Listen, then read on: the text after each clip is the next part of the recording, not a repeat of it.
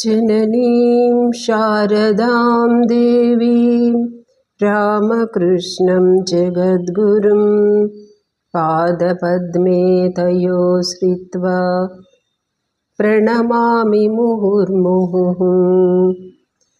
ध्यायेत्पद्मासनस्तां विकसितवदनां पद्मपत्रायताक्षीं हेमाभां पीतवस्त्रां करकलितलसद्धेमपद्माम्बराङ्गीं सर्वालङ्कारयुक्तां सततमभयदां भक्तनम्रां भवानीं श्रीविद्यां शान्तमूर्तिं सकलसुरनुतां सर्वसम्पत्प्रदात्रीं। జై మా. శ్రీ లలిత సహస్రనామ స్తోత్రంలో ఈరోజు 41వ శ్లోకం నుంచి 45వ శ్లోకం వరకు చదువుకుందాము. భవానీ భావనాగమ్య భవారణ్యకుఠారికా భద్రప్రియా భద్రమూర్తిర్భక్త సౌభాగ్యదాయిని. భవానీ భవుడైన శివుని పత్నిగా భవానీ నామంచే ప్రసిద్ధమైనది. ఈ శ్లోకం నుంచి మొదలయ్యే 20 నామాలు శాంభవి విద్య అని చెప్పబడుతున్నాయి. భవానీ అనే నామం శాంభవి విద్యలో ప్రధానమైంది. భవ శబ్దానికి అర్థం ఉన్నవాడు లేదా కలిగి ఉండు అని, కలిగించేవాడు అని. భవానీ అన్న కూడా అదే అర్థం, అంటే కలిగించున్నది, ఈ సృష్టిని ఉంచున్నది అని. వేదాంతపరంగా భవ అంటే ఉన్నది, అంటే సత్స్వరూపం. శివుని అష్టమూర్తుల్లో భవుడు జలమూర్తి, అంటే స్థితిని జీవనాన్ని కలిగించేవాడు. భవానీ అన్న కూడా ఇదే అర్థం. సాధకుని యొక్క 72,000 నాడుల్లో సుధా సారాభివర్షిణి, అంటే అమృతధారతో తడిపే శక్తి భవానీ. ఈ తడిపి ఆహ్లాదాన్ని కలిగించే శక్తిని ఉషా అని కూడా పేర్కొంటారు. భక్తితో భవానీ మంత్రాన్ని జపిస్తే భవరోగాన్ని నుంచి తరింపజేస్తుంది. అమ్మగా శారదామాతలోని భవానీ శక్తి ఎప్పుడు కూడా తన చుట్టూ ఉన్న వారి స్థితిగతులకు ఆజీవనం దోహదపడుతూనే ఉండేది. తరువాతి నామం భావనాగమ్య, ధ్యానంలో సాక్షాత్కరించుకోదగినది. అంటే మంత్రజపం చేస్తున్నప్పుడు మనసు పూతమవుతుంది.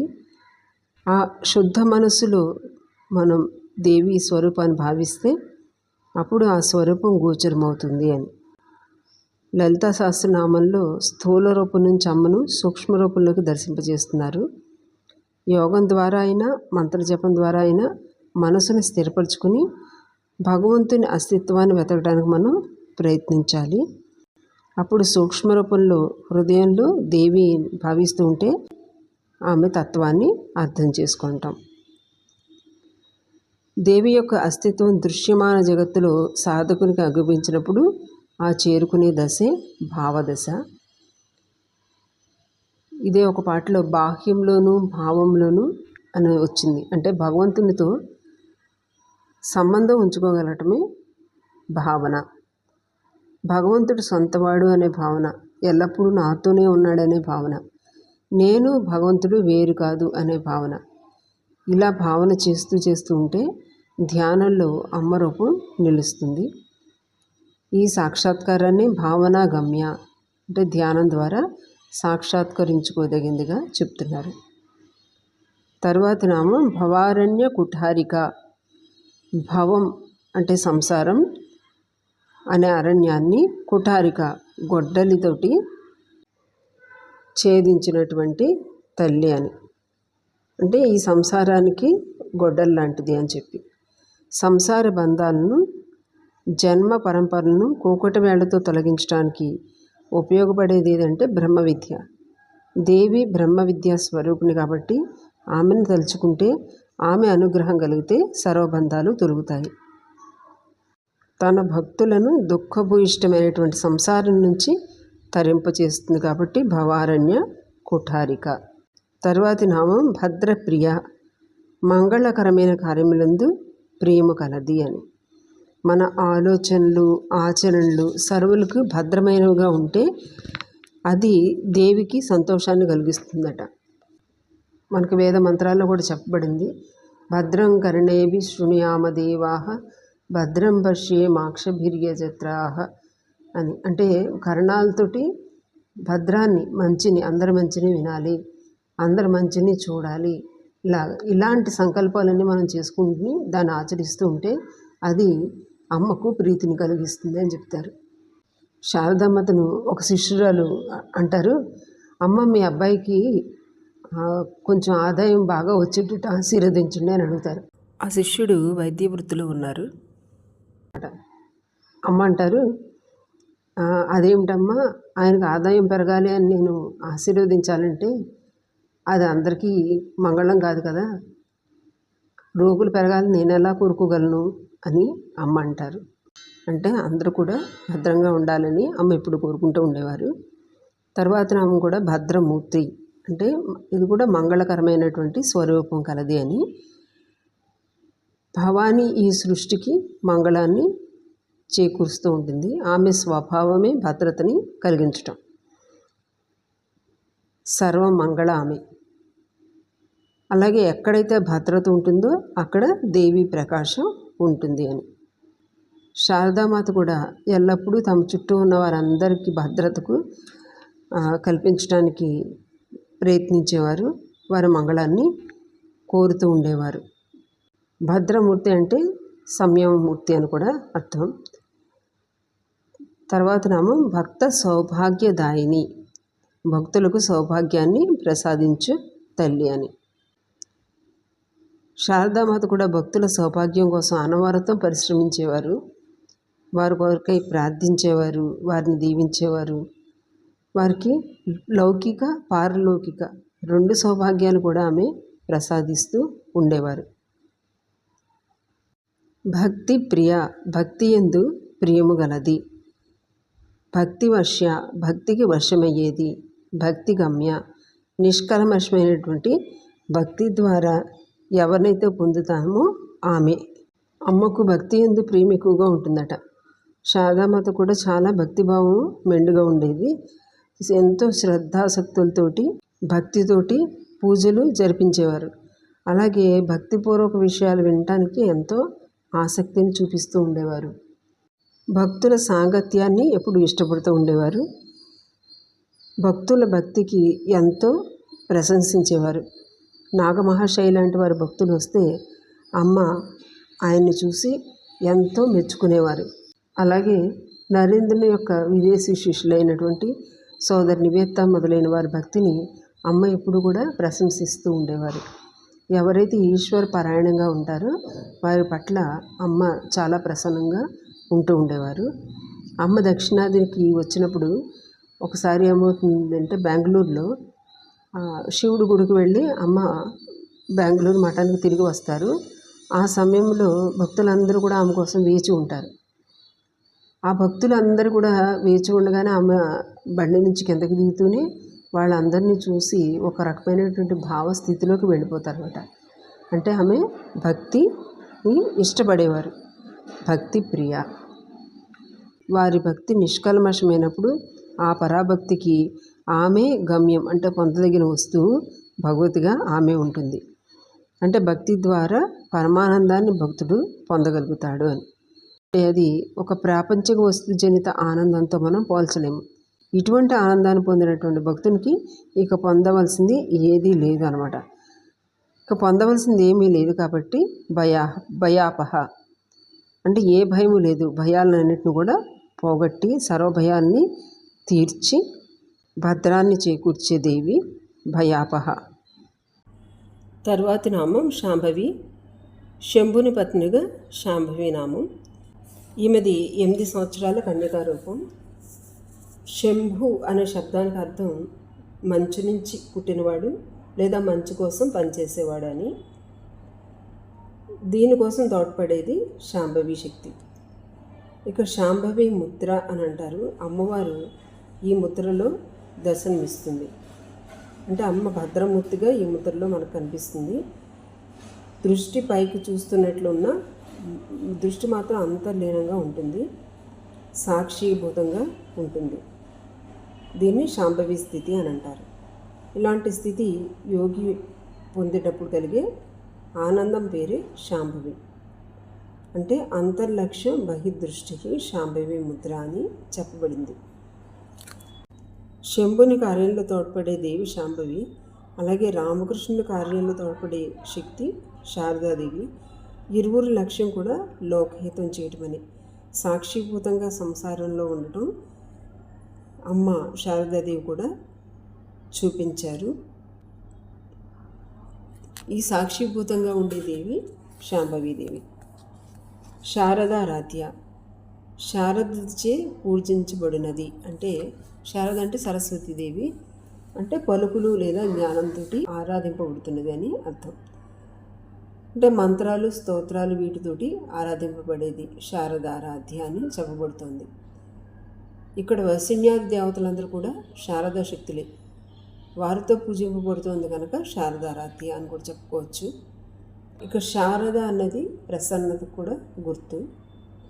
దేవో భూత్వా దైవం యజేత్ అంటారు. అంటే దైవీ గుణాన్ని పొంది దైవాన్ని అర్చించాలని. శరత్కాలంలోని నవరాత్రులు దేవి ఆరాధనకు చాలా ప్రశస్తమైంది. ఈ కాలంలో సూర్యుడు విషువద్రేఖ మీద ఉంటాడని, అప్పుడు కాంతి చాలా సంతులితమై ఉంటుందని చెప్పి పవిత్రత, ప్రసన్నత ఉన్నప్పుడే చేసే పూజ శారదారాధ్యం అవుతుంది. అలాగే గుణజనితమైనటువంటి, అంటే తమోగుణ రజోగుణ జనితమైనటువంటి సకల కల్మషాలు తొలగిపోతే శుద్ధ సత్వంతో సాత్విక పూజ సాధకుడు చేస్తే అది శారదాభావం లేదా ప్రసన్న భావంతో చేసే పూజ అవుతుంది. శారదామాత మూర్తిగించినటువంటి శాంతం, ప్రసన్నత కలిగి ఉండేవారు. వారిని తలుచుకున్న, పూజించిన, వారి చరిత్రను పఠించినటువంటి కూడా ఈ సాధకుల మనస్సుకి ఒక ప్రసన్నత అనేది చేకూరుతుంది. తర్వాత అమ్మ శర్వాణి, అంటే శర్వుని అంటే శివుని పత్ని కనుక శర్వాణి. శర్వుడు అంటే భూమి రూపంలో ఉన్నటువంటి శివుడు. సకల జగత్తును దానిలో లీనం చేసుకునేవాడిని శర్వుడు అంటారు. అంటే నశ్వరమైనటువంటి తత్వాన్ని నశింపజేసి అవినశ్వరమైనటువంటి తత్వం వైపు పురోగమింపచేసేవాడు శర్వుడు. ఈతని శక్తి శర్వాణి. శ్రీరామకృష్ణ ఎప్పుడు మానవ జీవిత ఉద్దేశం భగవన్ లాభం అనేవారు. అది ఆచరించి భగవత్పారాయణంగా ఏ విధంగా జీవితం గడపవచ్చు అన్నది చూపించారు అమ్మ. అంటే నశ్వర తత్వం నుంచి వినశ్వరమైనటువంటి, అవినశ్వరమైనటువంటి తత్వం వైపు పురోగమింపచేశారు కాబట్టి శారదా రూపంలో అమ్మ శర్వాణి. శాంకరి, శంకరుని భార్య శాంకరి. శం అంటే శాంతం, సుఖం, శుభం అని వీటన్నిటినీ కలిగించేది శాంకరి. శాంకరి అన్న శారద అన్న నామభేదం తప్ప ఇద్దరూ ఒకటే. ఎందుకంటే ఆ గుణం శాంతం, సుఖం, శుభం అని. తర్వాత నామం శ్రీకరి. శ్రీ అంటే లక్ష్మి అని లేదా సంపత్తులను ఇచ్చిందని, మంగళకరమైందని చెప్పుకుంటాం. ఇంతకుముందు కూడా మనకు శ్రీ అనే శబ్దం వచ్చినప్పుడు చాలా అర్థాలు చెప్పుకున్నాం. ఐశ్వర్యం, శోభ, జ్ఞానం, మోక్షాన్ని కలిగించేది, ఇవన్నీ కూడా శ్రీకరి అనే పేరులో మనకు కనిపిస్తాయి. సాహి శ్రీహి అమృత సతాం అని చెప్తున్నారు. అంటే అమృత స్వరూపిణి అనగా మోక్షాన్ని, అంటే బ్రహ్మజ్ఞానాన్ని ఇచ్చేది శ్రీకరి. శారద శ్రీకరి. తరువాతి నామం సాధ్వి. సాధ్వి అంటే పతివ్రత, మేలైన గుణాలు కలిగింది, సాధు నుంచి కూడా వచ్చింది. ఇక్కడ పతివ్రత అని చెప్పినప్పుడు సమయాచారం కూడా చెప్పబడుతుంది. దీన్నే సా అధ్వ అంటే మార్గములతో కూడింది. అధ్వ అంటే మార్గం. అంటే బ్రహ్మప్రాప్తికి ఏ ఏ మార్గాలో అది వేదం చెప్తుంది. అవన్నీ కూడా సత్మార్గాలే, సా అధ్వాలే. అంటే సత్, సదా, సాధ్వి అని అర్థం. అంటే ఎప్పుడూ కూడా సత్పందాన్ని చూపించేది వేదమాత అని అర్థం. శారదామాత రామకృష్ణ గత ప్రాణమని స్తుతింపడుతూ ఉండేవారు. అంటే ఇక్కడ సమయాచారం చెప్పబడుతుంది. తర్వాత మళ్ళా శ్రీరామకృష్ణులు ఆమెను మొదటిసారి వచ్చినప్పుడు అడుగుతారు, నువ్వు నన్ను సంసారంలోకి దించడానికి వచ్చావని. ఆమంటారు, లేదు, మీ మార్గంలోనే నేను సహాయం చేయడానికి వచ్చానంటారు. ఇది సాధ్వి. ఇతరులకు కూడా సత్మార్గాన్ని చూపించేవారు. తర్వాత నామం శరత్చంద్ర నిభానన. శరత్కాల చంద్రుని వంటి ముఖము కలది, అంటే అందమైన ప్రకాశవంతమైనటువంటి ముఖం కలది అని అర్థం. ఇక్కడ ఈ నామాల్లో శాంకరి, శ్రీకరి, సాధ్వి, శరత్చంద్ర నిపానన అనే వాటిలో ఒక ప్రసాద భావం, పరిపూర్ణ భావం, జ్ఞానభావం, ఆనందభావం ఇవన్నీ కూడా అమ్మ ముఖంలో భాషిస్తున్నాయట. అందుకని అమ్మ శరత్చంద్ర నిపానంలాగా ప్రకాశిస్తోంది అని చెప్తున్నారు. శారదామాత ముఖారవిందాన్ని మనం తలుచుకున్నప్పుడు కూడా ఆమె ముఖంలోనూ ఎంతో సహజంగా ఇలాంటి భావాలన్నీ కూడా ప్రకాశితమవుతూ ఉంటాయి. తరువాతి నామం శాతోదరి. కృషించిన అంటే సన్నని, ఉదరము అంటే నడుము కలది అని అర్థం. ఉదరం చిన్నది అంటలో ఉద్దేశం ఆహారం తక్కువగా తీసుకుంటాం అని. అంటే సాధనకి ఇది ఉపయోగపడే లక్షణం. తక్కువగా తినడం సాత్విక లక్షణం అని చెప్తారు. తర్వాత శాతోదరి అంటే ఒక యంత్రం పేరు కూడా ఇది దుర్గాదేవిని యంత్రం. తర్వాత దుర్గాదేవికి వనదుర్గాదేవిగా చేసే ఆరాధనలో మంత్ర సూచన ఈ శాతోదరి అనే దానిలో ఉందని చెప్తారు. గౌరీదేవిని కూడా ఈ మంత్రం సూచిస్తుంది. శత ఉదరములు అంటే అనేక గుహలు కలిగినది, అంటే హిమవత్ పర్వతం. హిమవంతుని కుమార్తె హైమవతి, అంటే గుహలతో కూడిన మహాపర్వతాన్ని పర్వతవనంగా చెప్తే అక్కడ తల్లి వనదుర్గగా భాషిస్తోంది అని సంకేతం. మంత్రశాస్త్రవేత్తలు ఇది గ్రహించి దీన్ని వనదుర్గా మంత్రంగా భావించారు. శాంతిమతి అంటే శాంతస్వరూపిణి అని. భౌతిక మానసిక విషయాల పట్ల మనకు కలిగే శాంతికి పరిమితులు ఉంటాయి. కాలంతో ఇవన్నీ మారిపోతూ ఉంటాయి. కాకపోతే ఆధ్యాత్మిక శాంతికి దేశకాల పరిమితులు ఉండవు. శారదామాత కూడా పరమ శాంతిమతి, అంటే శాంతించినటువంటి బుద్ధి కలది అని. దీన్ని మన ప్రసాద సౌమ్యత్వం, మౌనం ఆత్మ వినిగ్రహ అంటాం. ఆత్మనిగ్రహం ఉండి మనసు ప్రసాదం స్థితిని పొంది ఉంటుంది అని. ఇలాంటి ఆత్మసాక్షాత్కారం పొందిన వ్యక్తి పరమశాంతిని పొందగలుగుతారు. ఎందుకంటే శాంతం అనేదే పరమేశ్వరుని యొక్క తత్వం. ఇక ఏ విధమైనటువంటి వికారాలు ఉండవు. ఇక్కడ శాంభవి విద్యలో భవానీ నుంచి మొదలుపెట్టి శాంతిమతి వరకు చివరి నామం శాంభవి విద్య ఇక్కడతోటి పూర్తవుతుంది. సాధకుని శరీరంలో సహస్రారంలో దేవి యొక్క శివశక్తి సమాగమాన్ని చెప్తాము. అలాగే శ్రీచక్రంలో బిందు స్థానము, ఇవి అమ్మవారి యొక్క విశేష స్థానాలు. ఇక వేదాంతంలో పరబ్రహ్మస్వరూపంగా చెప్పుకుంటాము. ఇక్కడ చేరుకున్న వాళ్ళకి ఇక్కడ జాగతిక వికారాలు ఏమీ ఉండకుండా పరమశాంతిమైనటువంటి స్థితి కలుగుతుంది. శ్రీచక్రంలో ఒక్కొక్క ఆవరణలో ఒక్కొక్క రసం, ఒక్కొక్క భావాన్ని చెప్పుకుంటూ వచ్చారు. 9వ త్రికోణంలో శాంతరసం, అన్ని రకాల నుంచి ద్వంద్వాల నుంచి విడిపడి చిత్తేకాగ్రాన్ని పొంది ఆత్మోపలబ్ధి ద్వారా ప్రశాంత చిత్తుడవుతాడు సాధకుడు. ఆ స్థితిని దేవిని శాంతిమతి అని చెప్తున్నారు. తర్వాతది నిరాధార, అంటే సమస్తానికి తాను ఆధారమే ఉండి తనకంటూ ఏ ఆధారము లేనిది అని. శారదామాత కూడా మనకి ఇలాగే అనిపిస్తారు.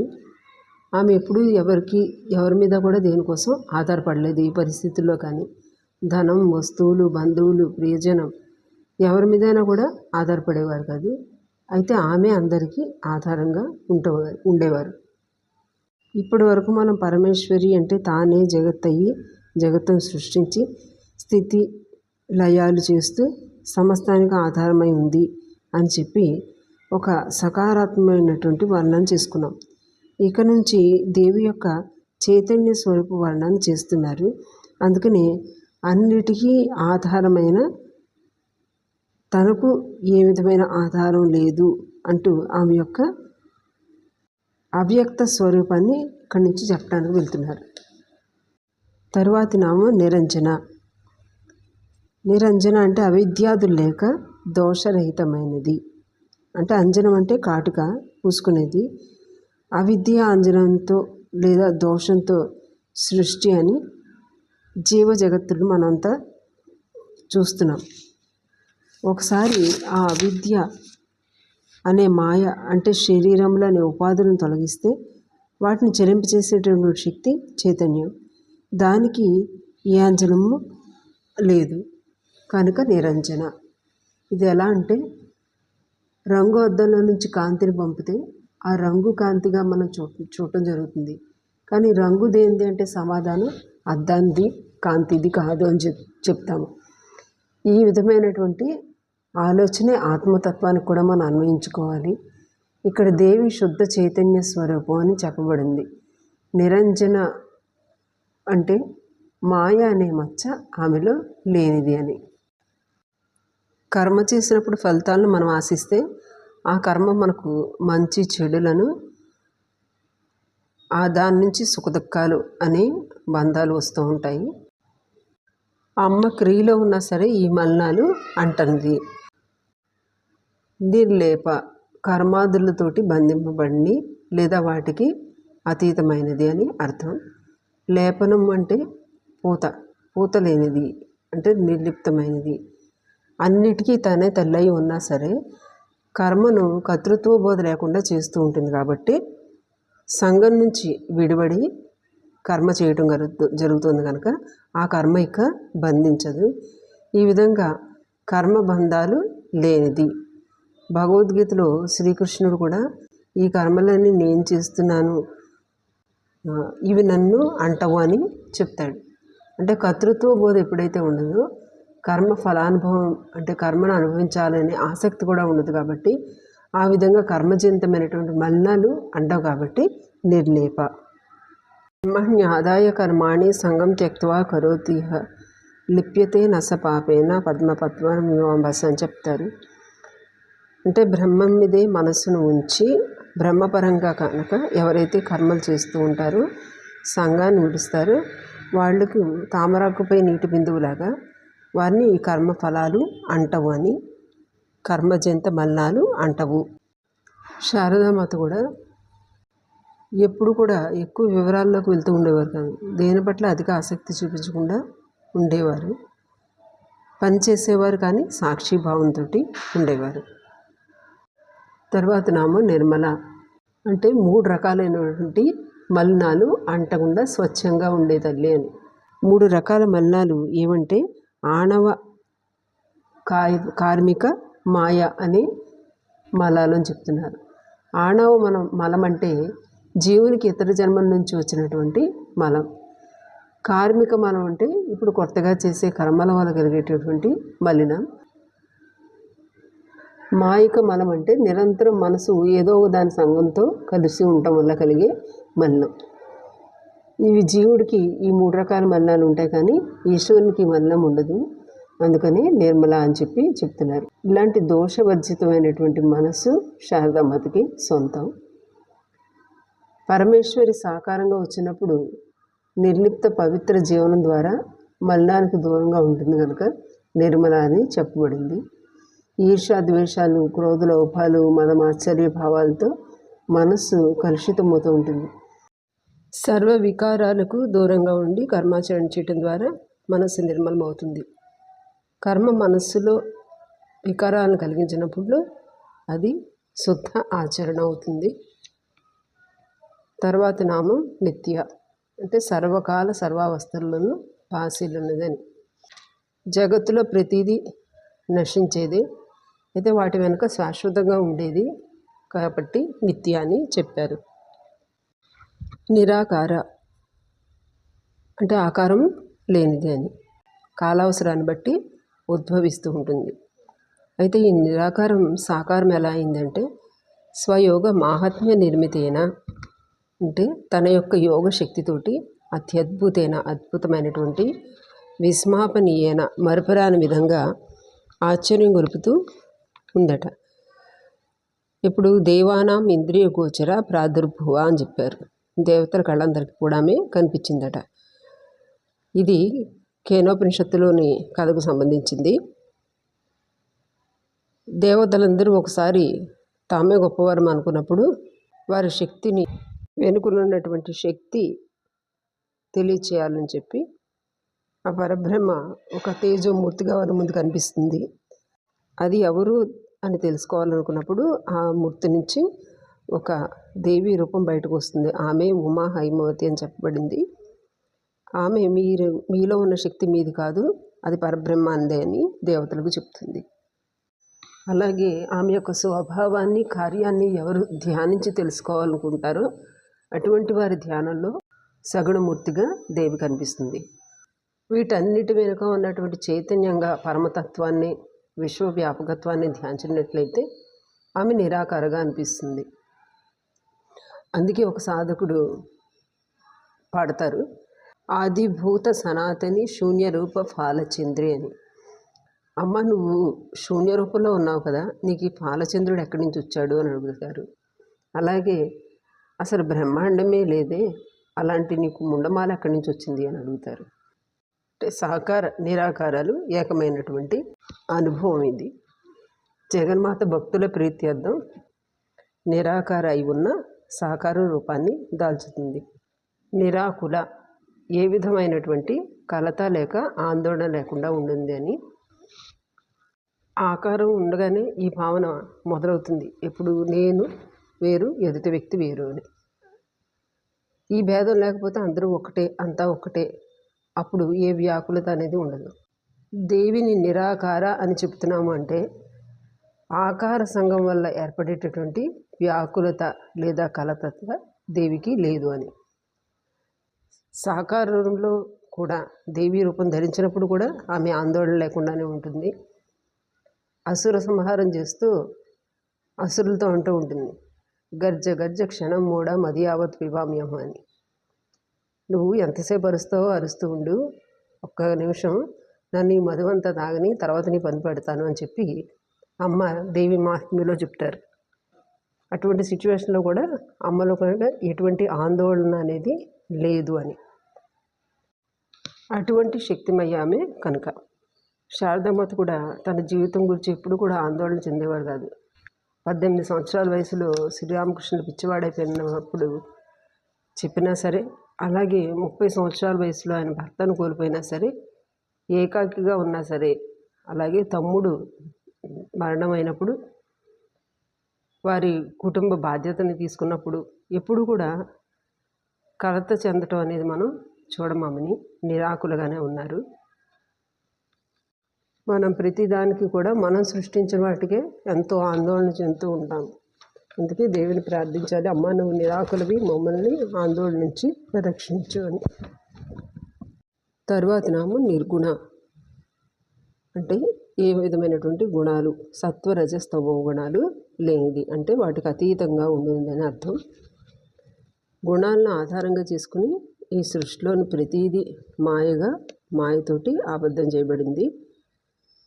దీన్ని అతిక్రమించడం జీవన కష్టం, కానీ దేవి కాదు. ఎందుకంటే ఆమె సహజ స్థితి మాయరహిత శుద్ధ చైతన్య స్వరూపం కనుక ఈ గుణాలు ఏమీ కూడా ఆమెని ఆబద్ధం చెయ్యవు అని. నిష్కళ, కళ అంటే భాగం లేనిది, అంటే పరిపూర్ణమైందని ఇక్కడ అర్థం. రూపధ్యానం చేసినప్పుడు మనం కళగా అవయవాలతోటి గుణాలతోటి చేస్తాం. కానీ నిరాధార, నిరాశ్రయ ఈ తత్వాన్ని మనం ఆలోచించినప్పుడు, భావన చేసినప్పుడు పరబ్రహ్మంగా ఆమె నిష్కళ అయినది, అంటే పరిపూర్ణమైనది. శాంత అంటే తీవ్రమైనటువంటి గంభీరమైనటువంటి ప్రశాంతత. ఏ మారుమూల హిమాలయాల్లోనూ సంసారపు గడబిడలు ప్రశాంతత ఉన్నప్పుడు, మనస్సు పూర్తిగా లయమైనప్పుడు మనం అనుభవించుకునే స్థితి దాన్ని శాంతమైంది అంటాం. అంటే విషయాల నుంచి, ఇంద్రియాల నుంచి శబ్దం లేదు, పరిపూర్ణటువంటి జయం వల్ల కలిగేది ఇది. వీటిని శమదమ తితిక్ష, సమాధాన, శ్రద్ధలు, వీటన్నిటిని పాటించడం వల్ల మనసు పరిపూర్ణమైనటువంటి ప్రశాంతతని పొందుతుంది. ఇక అలాంటి మనసులో ఏ విధమైనటువంటి విరుద్ధ భావాలు ఉండకుండా నిశ్చలమైనటువంటి ఆనందమైన ఒక పరిపూర్ణ స్థితిని అనుభవిస్తారు. దాన్ని శాంత అని అంటున్నారు. అంతం అంటే అన్ని వైపులా అంతం లేనిది, అంటే అన్ని వైపులా ఉన్నది అని. శాంతిమతి అనే చోట కూడా మనం చెప్పుకున్నాము. ఇంద్రియాలు కోరికల వెంట పడుతూ ఉంటే అవి దాని పరుగుని ఆపుకున్నంత వరకు శాంతి ఉండదు. ఎవరి మనస్సు బుద్ధి శాంతమవుతుందో వారు శాంత అని. ఈ విధంగా శారదామాత ఎప్పుడు ఇంద్రియాల వెంబడి లేరు, కోరికలు లేని వారు, ప్రశాంతంగా ఉండగలిగేవారు. అదే ఇక్కడ దేవికి శాంత అని చెప్తున్నారు. సర్వ విధముల శాంతించినటువంటి పరమ శాంతమూర్తి, అలాగే శాంత ప్రదాత్రి అని. అన్ని విధముల అంటే నిస్సంగం, నిర్లిప్తం, నిర్మలం, నిశ్చింత, నిరహంకారం, అంటే సర్వక్రియా నివృత్తి రూపం శాంతమని. దీన్నే పరబ్రహ్మపరంగా నిశ్చలం శాంతం అని చెప్పారు. ఇది బ్రాహ్మీ స్థితి. ఇక్కడ ఇక రూప ధ్యానం కాదు, పరమశాంతిని అనుభవించడం అనేది ఉంటుంది. తర్వాత నామం నిష్కామ, అంటే కోరికలు లేనటువంటి మోక్షస్వరూపం. పరమేశ్వరికి సొంతంగా కోరికలు అంటూ ఏమీ లేవు. అందరి కోరికలు తీర్చడమే ఆమె పని. నానా వాప్తం అవాప్తవ్యం వర్త ఏవచ కర్మణి. స్వయంగా ఆమె సకల కామస్వరూపిణి. అందుకనే ధర్మబద్ధమైనటువంటి మన కోరికలు ప్రసాదించి మనలను నిష్కామ స్థితికి తీసుకుని వెళ్ళగలిగేటువంటి తల్లి ఆమె. శారదామాత ఎప్పుడు చెప్తూ ఉండేవారు, నిర్వాసన అయితేనే ముక్తేని. వాసన అంటే జన్మ నుంచి జన్మకి సంక్రమిస్తున్నటువంటి కోరిక, తీరని కోరికలు, విపరీతమైన కోరికలు లేదా ఆసక్తి మనలో వాసనగా ఉండి మనల్ని అవి తీర్చుకుంటానికి ప్రేరేపిస్తూ ఉంటాయి. ఇవి ఎంతకాలం ఉంటాయో అంతకాలం వాటిని తీర్చుకుంటానికి మనం జన్మనెత్తుతూనే ఉంటాము. అందుకని ముక్తి అనేది లేదు. అందుకని శారదామాత ఏమనేవారు, భగవంతుని నిర్వాసన కోసం ప్రార్థించు అని చెప్పేవారు. అలాగే అమ్మకి వచ్చిన వస్తువుల పట్ల ఎప్పుడు కూడా కామం అనేది లేదు. ఏది ఎవరికి అందాలో అలా భాగం చేసి పంచిపెట్టేవారు. ఎవరైనా ఏదైనా తీసుకొస్తే గురుదేవులకి ఇచ్చేవారు, సింహవాహినికి పంపేవారు, భక్తులకు పంచిపెట్టేవారు. తనకి అంటూ ఒక కామన ఎప్పుడు కూడా ఆమె ఉంచుకోలేదు. తరువాత నామం నిరుపప్లవ, నాశనము పొందనిది, అంటే పొందించలేనిది అని. సృష్టి అంతా కూడా భిన్నత్వంతో కూడి ఉంది. 24 తత్వాలు నశించేవే, అంటే వ్యక్తం మొదలుకొని మహత్, పంచభూతాలు, స్థూలభూతాలు, సూక్ష్మభూతాలు, కర్మేంద్రియాలు, జ్ఞానేంద్రియాలు, ఇవన్నీ కూడా నశించేవి. వీటి వెనుక నాశనమైనటువంటి తత్వం ఒకటి ఉంది, అది నిరుపప్లవ. భగవద్గీతలో అచ్ఛేద్యోయం అదాహ్యోయం అక్లేద్యో శోషయేవచ నిత్య సర్వగత స్థాణు అచలోయం సనాతన అన్నారు. అంటే ఇక్కడ ఆ అచలమైనటువంటి ఆత్మ అది అంతటా వ్యాపించి ఉంది. దాన్ని మనం ఛేదించలేము, ఎండించలేము, మండించలేము. ఆ ఆత్మే పరమాత్మ అని. ఇక్కడ పరమాత్మనే దేవి పరబ్రహ్మ స్వరూపిణి అర్థంతో చెప్పబడుతుంది. చేరంబాటిలో ఒకసారి అమ్మ బంధువులు వాళ్ళ ఇంటి అమ్మాయిని తక్కువ కులం అతనికి ఇచ్చి వివాహం చేయబోతారు. వాళ్ళ మనస్పర్ధలు అవన్నీ ఏర్పడతాయి. అప్పుడు జరుగుతున్న గొడవలకి ఒక భక్తుడు భయపడి, అమ్మ మనం ఇలాగా ఈ అమ్మాయిని తక్కువ కాలం వాళ్ళకి ఇవ్వటం ఆపినందుకు వాళ్ళకు కోపం వచ్చి కామార్పూర్లో గుడిసెలన్నిటికీ నిప్పు పెడతారేమో అని చెప్పి ఒక భయాన్ని వ్యక్తం చేస్తాడు. ఆ మాట విన్న వెంటనే అమ్మ నిప్పు పెడతారా, నిప్పు పెట్టని అంటూ చాలా ఉగ్రంగా నవ్వుతూ ఉంటారట. అలాగా అంటే ఆ దేవి అక్కడ ఆపాదించబడింది.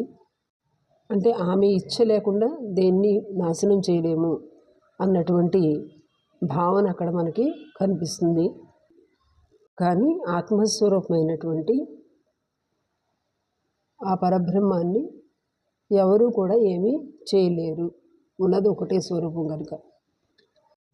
తరువాతది నిత్యముక్త, అంటే మోక్ష స్వరూపమే ఆమె, నిత్యముక్త స్వరూపిణి. అంటే సంసారంలో ఉన్నా కూడా ఎప్పుడు ఏ బంధానికి లోపడకుండా ఉంటే దాన్ని మనం నిత్యముక్త స్వరూపం అని చెప్తాము. శారదామాత కూడా ఇప్పుడు కూడా ఏ బంధానికి లోబడలేదు, కర్తవ్యాన్ని చేసుకుంటూ వెళ్ళిపోయారు. నిర్వికార, వికారరహితమైనది, మార్పు లేనిది పరబ్రహ్మ పరంగా. తర్వాత శరీరం, మనసు, జీవనంలో తీసుకుంటే మనం స్థూల రూపంలో సృష్టిలోని ఈ జీవులన్నీ కూడా వికారాన్ని పొందుతూ ఉంటాయి. ఆత్మశక్తి వల్ల ప్రపంచం ప్రభావితం అవుతుంది, కానీ ఆత్మ దేని వల్ల ప్రభావితం అవ్వదు. ఇలాంటి ఆత్మజ్ఞానాన్ని కలిగి ఉన్నారు కాబట్టి శారదామాత తన ముందు ఎంతో గందరగోళం జరుగుతున్నటువంటి సరే ఆమె వీటితోటి ప్రభావితురాలవకుండా నిర్వికారంతో సంసారంలో మెలిగారు. తరువాతి నామం నిష్ప్రపంచ, బ్రహ్మాండాలకు అతీతంగా తేజరిల్లున్నది అని అర్థం. అంటే ఈ ప్రపంచం అంతా కూడా ఆ చైతన్యతోటే ఉన్న ఈ ప్రపంచానికి అతీతమైనటువంటి చైతన్య స్వరూపం, అది ఒక చైతన్య స్వరూపం, దానికి తనకంటూ మరి ఒక ప్రపంచం లేనిది, అందుకని నిష్ప్రపంచ.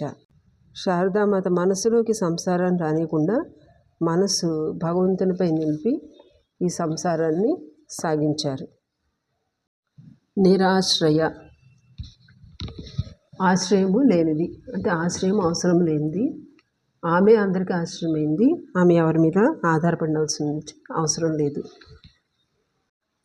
శంకరాచార్యులు వారు సౌందర్యలహరిలో చెప్తారు, అమ్మ నీవు లేకపోతే ఈశ్వరుడు ఈ సృష్టి చేయలేడు, నీవు లేకపోతే ఏది స్పందించదు, అందుకని నీవే అందరికీ ఆశ్రయము, నీకు ఇంకా ఆశ్రయం ఎందుకు అని. శ్రీరామకృష్ణుడు శారదాదేవి నా శక్తి అనేవారు. ఆమె ద్వారా శ్రీరామకృష్ణుల కార్యం సాధించబడింది. శ్రీరామకృష్ణుల సందేశాలని స్వామీజీ వ్యాప్తి చేశారు, కానీ అది ఆచరించి చూపించింది శారదామాత. వారి సందేశం ఎన్ని మతాలు అని మార్గాలు, అందరూ చేరేది ఒకే గమ్యం, అందరిలోనూ ఉన్నది ఆ భగవంతుడే. శారదమ్మ అందుకే అందరూ నా బిడ్డలే, వారందరూ నన్నే చేరుకుంటారు, నేను వారికి ఆశ్రయం అనేవారు. కుల, మత, వర్గ, వర్ణ భేదాలు దాటి అందరికీ ఆమె ఆశ్రయం ఇచ్చారు. ఇక అద్వైత తత్వంలో చూస్తే మన స్తోత్రాలు అన్నిటి వెనుక ఉన్నటువంటి పరబ్రహ్మ తత్వాన్ని బోధిస్తూ ఉంటాయి. పరబ్రహ్మ ఒకటి సత్యం, ఎన్ని నామరూపాలు ఉన్నా అని. ఏదో ఒక నామరూపాన్ని మాత్రమే దేవి ఆశ్రయించి ఉందా అంటే కాదు, ఏదో ఒక గుడిని ఆశ్రయించి ఉందా అంటే అది కాదు. వీటన్నిటికి కూడా ఆమె అతీతమైంది. ఇవన్నీ కూడా అవసరం లేవు ఆమెకి, ఇవి లేకపోయినా ఆమె ఉంటుంది, అందుకని నిరాశ్రయ. తరువాతది నిత్యశుద్ధ, ఎల్లప్పుడూ పవిత్రమైంది. ఆమె తత్వమే పవిత్రత, త్రికారాల్లోనూ పవిత్రమైంది. కల్మషం అనేది మానవ మనసుకు సంబంధించింది అనమాట. శారదామాతకు ఎప్పుడు కల్మషం లేదు, కాయ మనోవాక్కుల్లో అతి పవిత్రంగా ఉండేవారు. శ్రీరామకృష్ణులు ఆమె పవిత్రత గురించి యోగిని మాకు చూపిస్తారు.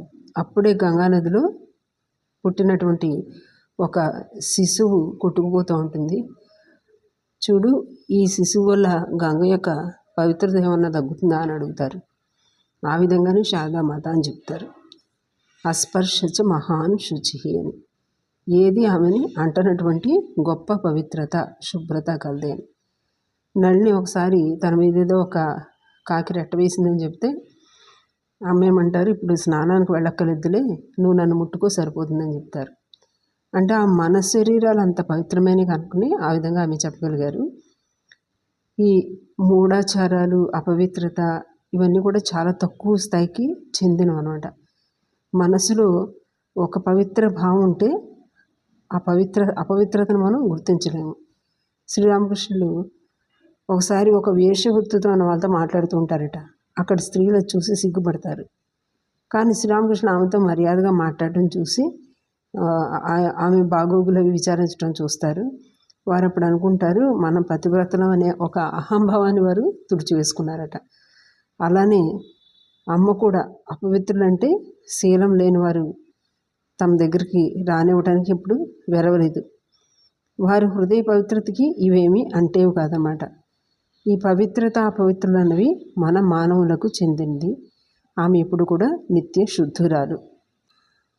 రామకృష్ణులు కామిని కాంచన త్యాగం భక్తి వల్ల మనసు శుద్ధమవుతుందని చెప్తూ ఉండేవారు. తరువాత నామం నిత్య బుద్ధ. ఎల్లప్పుడూ జ్ఞానస్వరూపిణి తేజరిల్లినది అని అర్థం. పరమాత్మ చిత్తస్వరూపం అంటే జ్ఞానస్వరూపం.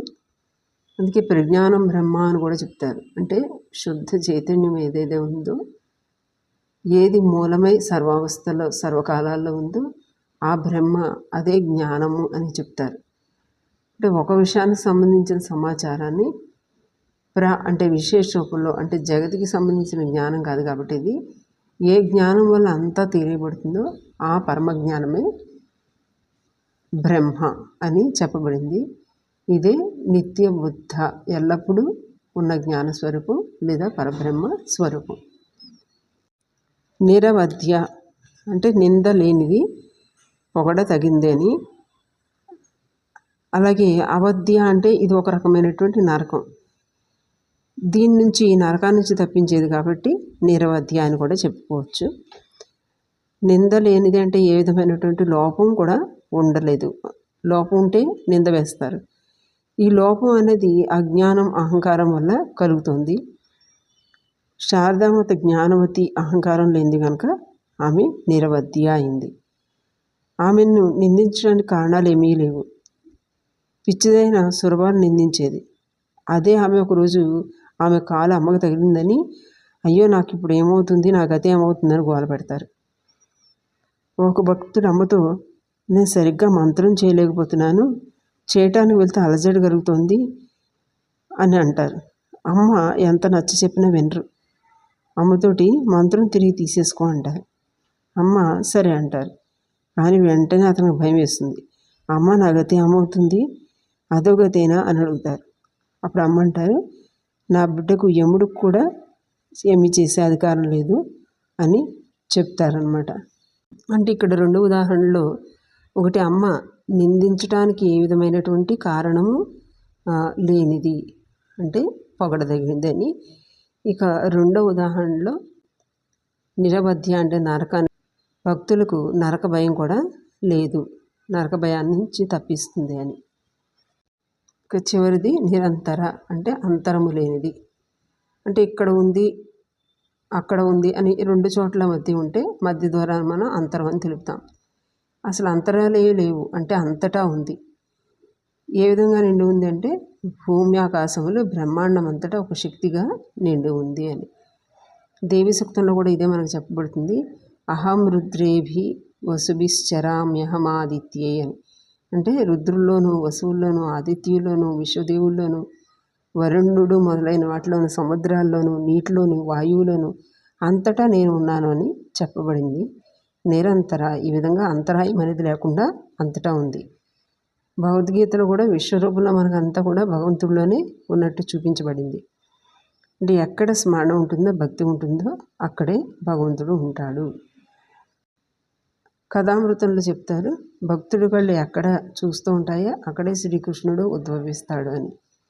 అంటే అమ్మ నామం నిరంతర, మనం దాన్ని అనుభూతం చేసుకోవాలన్నమాట. అంటే మనలోని అంతరాన్ని తొలగించుకొని అమ్మ ప్రతి చోట ఉందనే భావన మనం మరలా మనసులో చేస్తూ ఉంటే అప్పుడు ఆ అమ్మ నిరంతరంగా మనలో ఉంటారు. ఇక్కడితో 45 శ్లోకాలు ముగిశాయి. జై మా.